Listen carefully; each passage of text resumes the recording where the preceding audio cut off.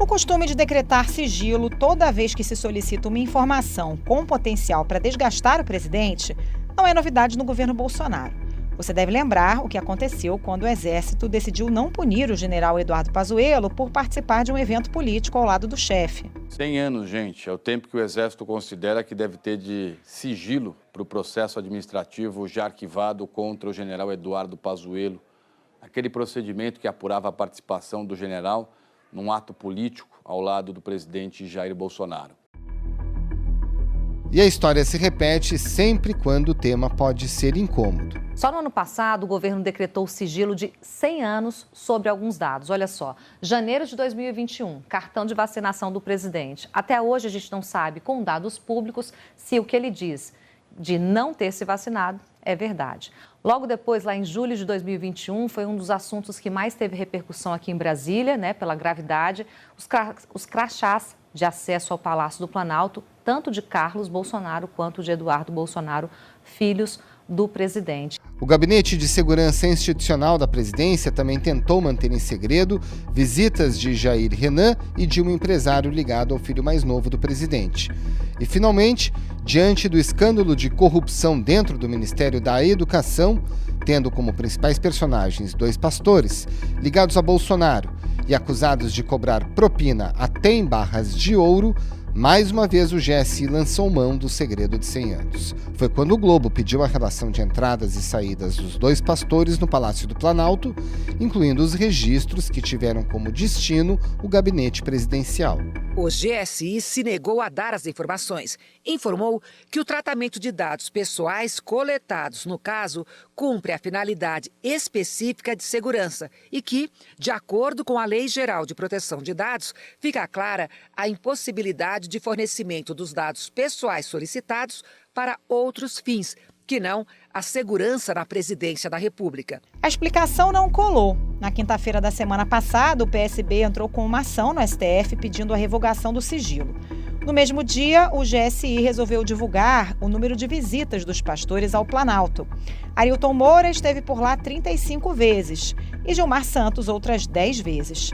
Mas afinal, por que esse método usado pelo governo em diferentes ocasiões não tem respaldo legal? O que a Constituição diz sobre o princípio da publicidade? E como o governo acaba se valendo de brechas na Lei de Acesso à Informação?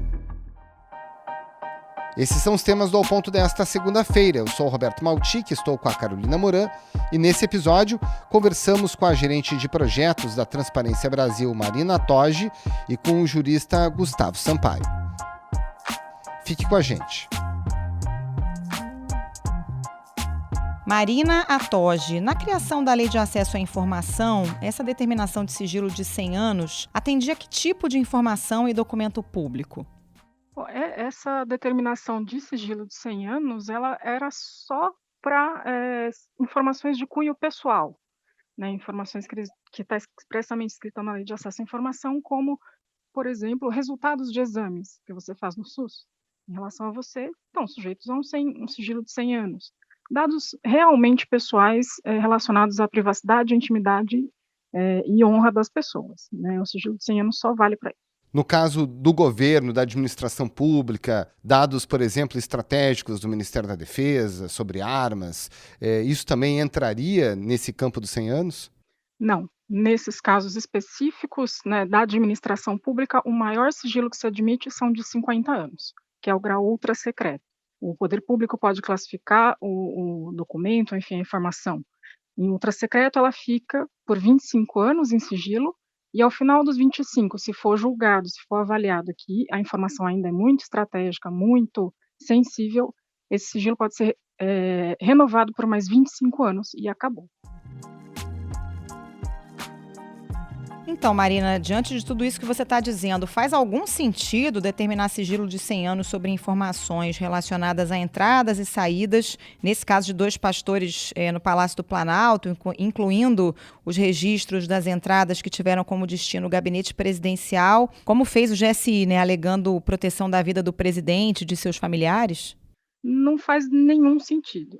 Primeiro que eles colocaram esses 100 anos ali tendo por base esse artigo da Lei de Acesso à Informação que diz que as informações são pessoais, então eles fizeram uma interpretação bem esquisita da Lei de Acesso à Informação, e jogaram a Lei Geral de Proteção de Dados em cima disso também para dizer que os dados são pessoais e, portanto, devem ficar sob sigilo em 100 anos.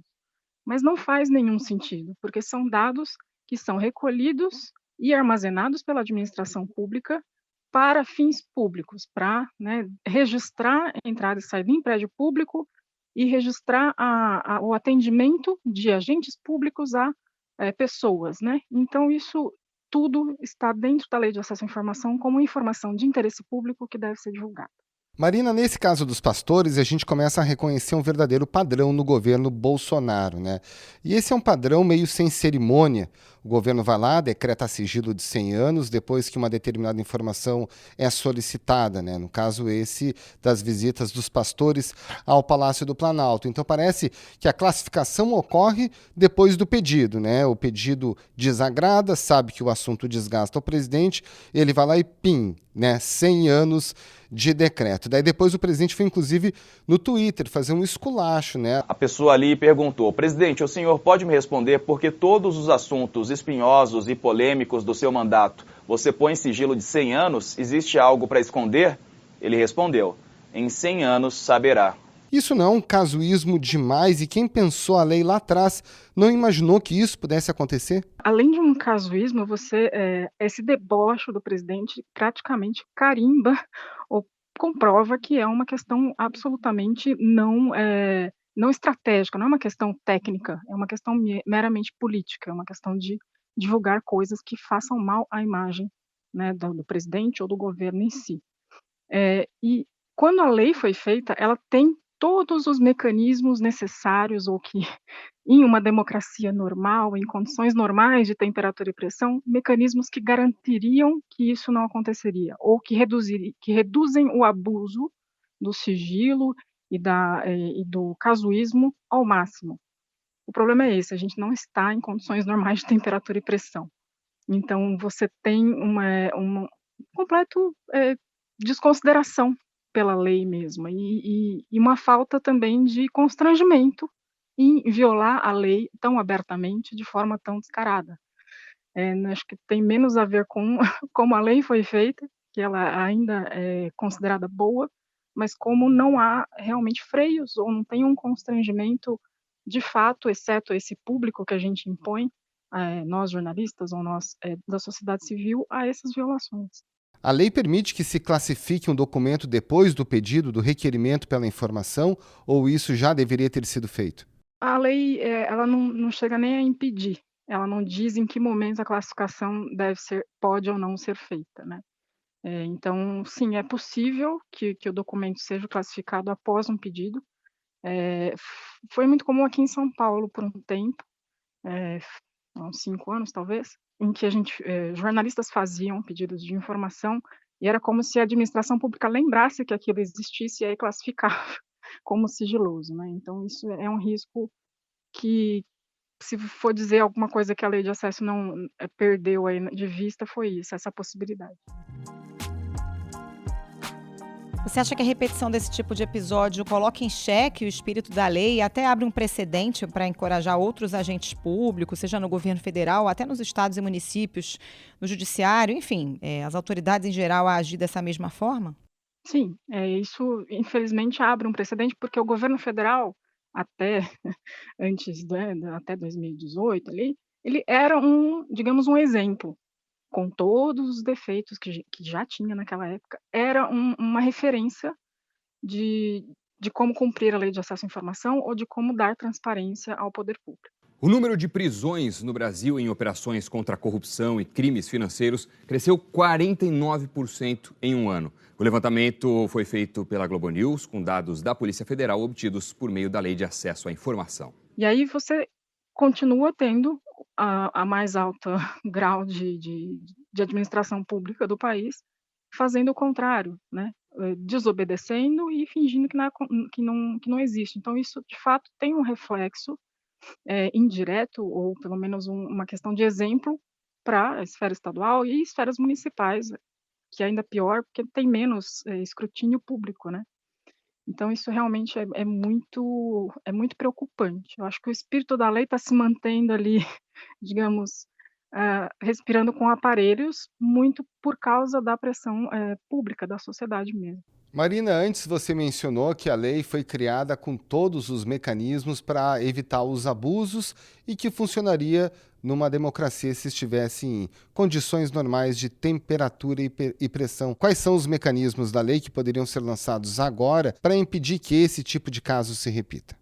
Acho que um mecanismo que a gente não pode deixar de usar até esgotar são os recursos contra negativas de acesso à informação. Porque muito dessas práticas vem do vencer pelo cansaço. Fazer recursos, né, nem todo mundo tem o tempo ou tem como ofício ficar em busca de uma informação, então recebe uma negativa, já deixa para lá. E usar esses recursos, de questionar por que que a negativa foi feita, e insistir e levar até a última instância que a gente fala, é uma forma, que a lei de acesso te dá todas essas instâncias. A transparência sobre o sigilo, é engraçado falar sobre isso, especialmente nesse contexto agora, mas a lei de acesso à informação, ela determina a divulgação de informações sobre o que está classificado como sigilo ou não, e por quanto tempo e qual tipo de sigilo. E tem que ter uma justificativa muito clara e legal, e lógica também, né, não só uma pedalada legal ali, como o GSI tem feito, para justificar aquele sigilo. Então, fazer o controle social é possível, a lei possibilita você fazer um controle social da aplicação do sigilo, né. E na última, aí já não é nem da lei de acesso à informação, mas tem a ver com a Constituição Federal, enfim, com os mecanismos jurídicos mesmo, é as pessoas que tiverem condições e as organizações entrarem na justiça mesmo, no judiciário, questionar no judiciário esse tipo de ação, porque aí você gera um precedente, o que a gente chama, né, de jurisprudência, que aí tem uma força de coerção um pouquinho maior. Marina Toge, muito obrigado pela sua participação, um abraço e uma ótima semana. Obrigada, Marina. Um abraço. Obrigada, gente. Professor Gustavo Sampaio, para a gente começar, qual é a força e a amplitude do artigo 37 da Constituição Brasileira, que trata do princípio da publicidade dos atos da administração e aos sujeitos individualmente afetados? Como ela se aplica à visita de pastores acusados de corrupção ao Palácio do Planalto e também ao gabinete do presidente? O espírito do artigo 37 da Constituição da República precisamente o de dizer que tudo que o Estado faz há de ser público e publicizado. Não há que ter informação sigilosa, não há que ter informação às ocultas. O que o Estado faz nos três poderes, executivo, legislativo e judiciário, deve ser, portanto, na medida do possível, transparente, para que todos nós, cidadãos comuns, possamos ter acesso àquilo que houve e fazermos o nosso próprio julgamento a respeito das práticas estatais.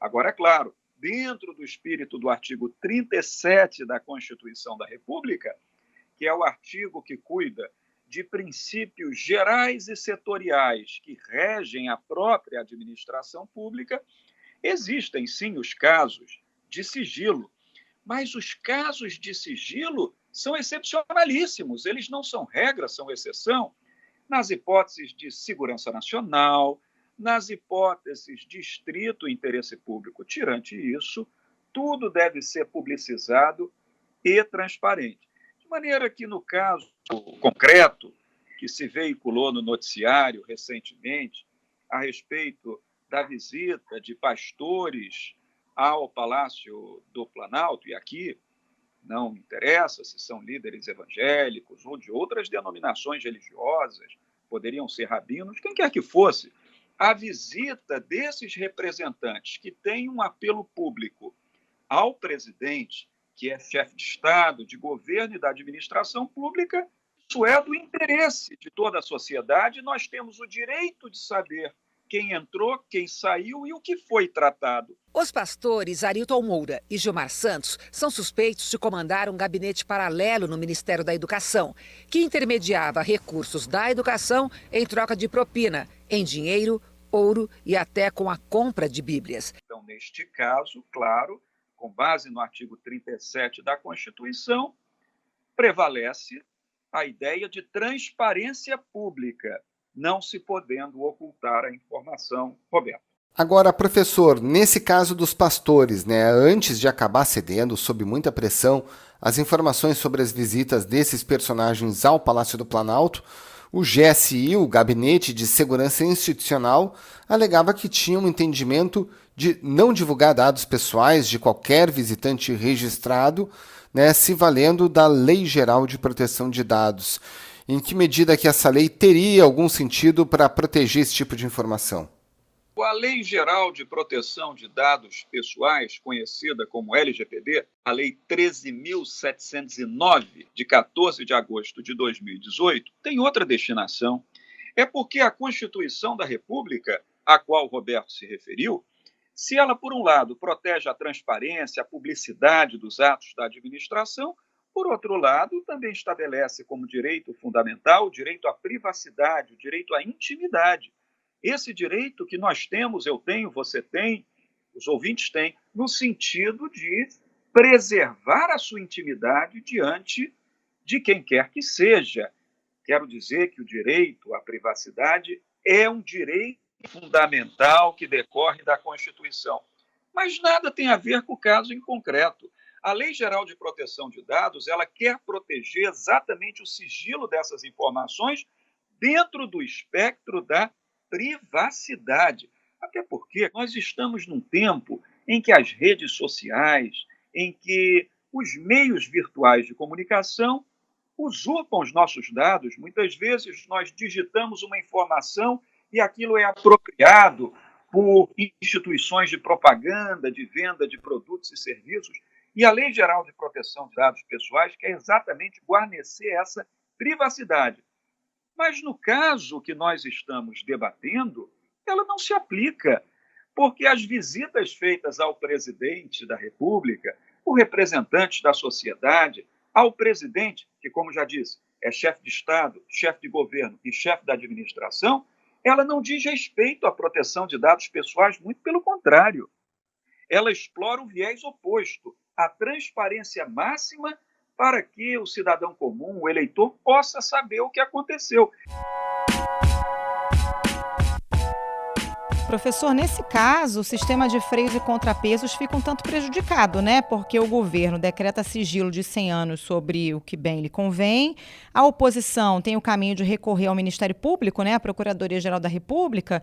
Mas, via de regra, o PGR protege o presidente. Acaba virando um cenário propício para o descumprimento da Constituição e para a retirada de publicidade sobre os atos do presidente, né? Como é que se lida com isso? Qual o caminho? De fato, Carol, você fala do sistema de freios e contrapesos, que é alguma coisa tão importante para o equilíbrio dos poderes, que aqui no Brasil nós introduzimos herdando o legado do direito norte-americano desde o começo da nossa República, com Rui Barbosa, pensando em manter esse equilíbrio entre os poderes. Mas os freios e contrapesos têm limite, e de muito tempo que se tem dito, é o meu entendimento, inclusive, que o Procurador-Geral da República ele não pode ser nomeado pelo presidente da República. Nós temos que encontrar outro mecanismo melhor. Porque o Procurador-Geral da República, ele acaba sendo o promotor natural das acusações contra o presidente da República, que desfruta de prerrogativa de foro no Supremo Tribunal Federal. A Procuradoria-Geral da República pediu ao Supremo Tribunal Federal o arquivamento da investigação para apurar a participação de parlamentares bolsonaristas no financiamento e na organização de atos antidemocráticos. Me parece que, embora a Constituição diga isso hoje, nós temos que sair em busca de um caminho melhor, no sentido de o Procurador-Geral da República não ser mais escolhido e nomeado pelo presidente da República para se dar mais independência funcional ao Ministério Público da União. Agora, caminhos há, porque não se precisa apenas do Procurador-Geral da República para se tomar determinadas medidas em relação a atos do presidente. O Procurador-Geral, ele tem atribuição natural para acusar o presidente por crime. Mas aqui estamos falando de ilícitos civis. E nos ilícitos civis, é possível, por exemplo, controlar-se sobre a conduta na administração o ato através de ações populares. É possível que ações populares, movidas por quaisquer do povo, pessoas interessadas, se encaminhem ao Poder Judiciário para que se controle esse tipo de ato administrativo, Carol, que, em verdade, viola o princípio da razoabilidade. Porque quando nós falamos de sigilo da informação, eu não vou negar que o sigilo da informação tem sua importância. Quer um exemplo? Desenvolvimento de armas pelo Exército Brasileiro, pela Força Aérea, pela Marinha do Brasil, que são assuntos que dizem respeito à soberania nacional, à defesa da pátria contra o inimigo externo. É claro que isso tem que estar numa esfera de sigilo para o adversário não saber. Agora, coisas que não sejam estritamente ligadas à segurança pessoal de certas autoridades e à segurança nacional devem escapar ao sigilo, não é? Então, as medidas judiciais de controle, como a ação popular, podem ser manejadas para que se leve ao conhecimento do Poder Judiciário esse tipo de violação da razoabilidade. Decretar o sigilo por 1 ano, eu entendo. Por 2 anos, eu posso até entender, mas por 100 anos é uma medida que nitidamente quer proteger alguma coisa que pode não ter sido a mais correta. Afinal de contas, quem não tem medo do que faz, não tem medo de divulgar o que faz, não é, Carol? Só quer esconder aquele que tem receio de que aquilo seja mal interpretado. De maneira que há, sim, outros caminhos para se recorrer ao Poder Judiciário, além da atuação exclusiva do Procurador-Geral da República. Professor, nos últimos dias a gente foi brindado com o voto da ministra Carmen Lúcia na chamada pauta verde, que mencionou a chamada cupinização das instituições. Aí a gente já falou com a Marina, que falou do desvirtuamento da Lei de Acesso à Informação, o senhor já falou do desvirtuamento da Lei Geral de Proteção de Dados, e a gente também está falando de um descumprimento da Constituição Federal. Todo esse caso, esses sigilos, essa falta de publicidade, entram no espírito desse voto da ministra? A gente está ajudando, num caso como esse, a cupinizar as instituições, no caso, as leis brasileiras? Não tenha dúvida que o Supremo Tribunal Federal, e nesse sentido, loas ao voto da ministra na Suprema Corte, tem tido preocupação, e esse é o papel do Supremo Tribunal Federal, Roberto, o seu verdadeiro papel, papel de guardião da Constituição, tem tido cuidado de zelar pela efetividade das normas constitucionais. Porque não adianta nós termos uma belíssima Constituição, como é a Constituição de 1988, se as suas normas caírem no fosso da inefetividade. Elas devem ser efetivas.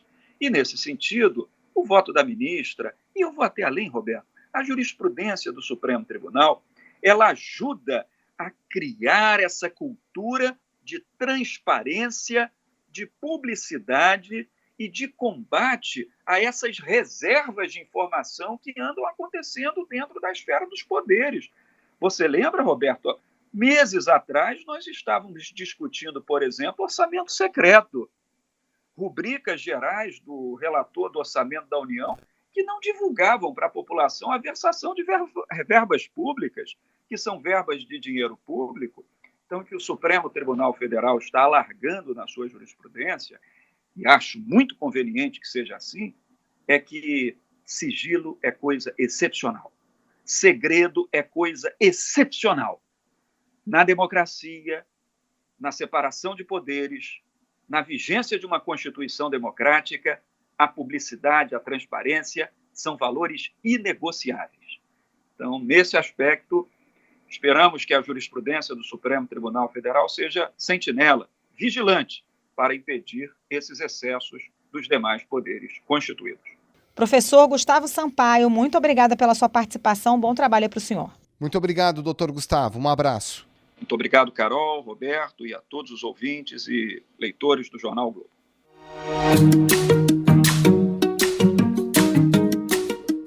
Esse foi o Ponto de hoje, o podcast diário da redação do Globo. Nessa conversa a gente conta com a participação de toda a equipe do jornal, as mesmas pessoas que levam até você informação e análise de qualidade todos os dias. Quer saber mais? Assine o Globo. Acesse assineoglobo.com.br e confira todas as notícias e reportagens especiais. Nesse episódio, além dos áudios da TV Globo, a gente utilizou o áudio do UOL. A produção foi da Vitória Alves e a edição do Hugo de Araújo. Tchau! Até mais!